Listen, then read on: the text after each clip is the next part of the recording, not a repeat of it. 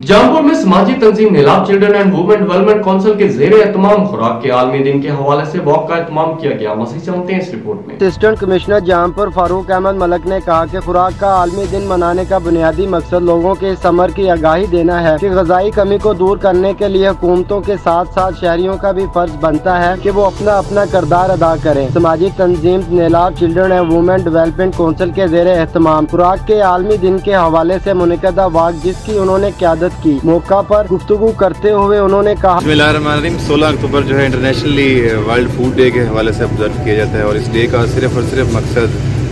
food को, resources को हम ज़ाया होने से बचाएं ताकि ऐसे कंट्रीज़ जहाँ पे